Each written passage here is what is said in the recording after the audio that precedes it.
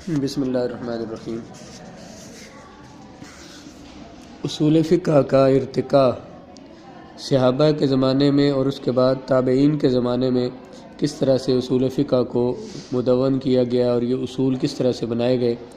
کہتے ہیں کہ دور صحابہ کے اختتام پر اور تابعین کے دور کے آغاز تک اسلامی سلطنت کی حدود پہلے کی نسبت کہیں زیادہ وسیع ہو چکی تھیں۔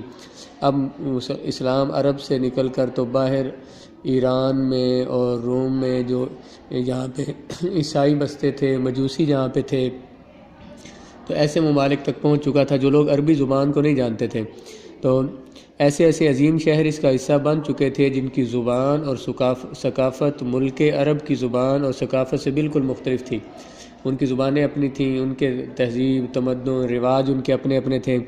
عرب و عجم کے اس اختلاط معنی مل جانا، اس کے اختلاط کے سبب علماء وقت نے اس چیز کی اشد اس میں تفضیل کی جمع ہے، اس میں تفضیل ہے کہ بہت زیادہ ضرورت محسوس کی کہ احکام شرعیہ کے استنباط کے لیے کچھ قوانین اور اصول ہونے چاہیے۔ قرآن و حدیث سے مسائل نکالنے کے لیے کچھ قوانین اور اصول ہونے چاہیے تاکہ استدلال کے دوران ان سے استفادہ کیا جا سکے۔ استدلال مطلب دلیل بنانا۔ قرآن سے کوئی مسئلہ نکالتے ہوئے یا حدیث سے کوئی مسئلہ اخذ کرتے ہوئے تو جو قرآن کی آیت کو یا حدیث کو ہم دلیل بنائیں گے تو اس کو دلیل سے مسئلہ اخذ کرنے کے لیے ہمارے پاس کچھ قواعد ہونے چاہیے، قوانین ہونے چاہیے، جن قوانین کے ذریعے ہم قرآن و حدیث سے مسائل اخذ کریں۔ لہٰذا اس چیز کی ترویج کے لیے، ترویج مطلب رائج کرنا، اس کو عام کرنا، قواعد کو بنانا، اس کے لیے مختلف مدارس فقہ قائم کیے گئے۔ مدینہ طیبہ میں حضرت سعید بن مسیب رضی اللہ تعالیٰ عنہ کے زیر نگرانی ایک مدرسہ قائم ہوا جو نظریاتی طور پر اصحاب حدیث کے لقب سے مشہور تھا۔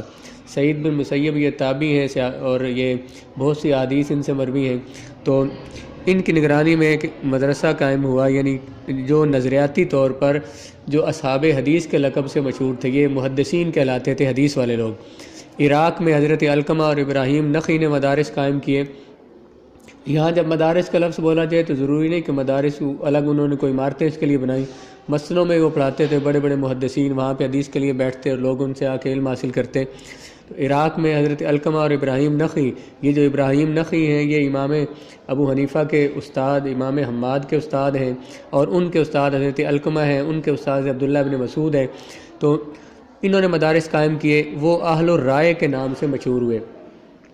یہ جو محدثین ہیں جو فقہ احناف کے علاوہ، وہ حنفیوں کو اہل الرائے کہتے ہیں، یہ اپنی رائے کو زیادہ دخل دیتے ہیں، حالانکہ امام ابو حنیفہ کے استاد ہیں امام حماد، اور ان کے استاد ابراہیم نخعی ہیں، اور ان کے استاد امام علقمہ ہیں، اور ان کے استاد عبداللہ بن مسعود ہیں۔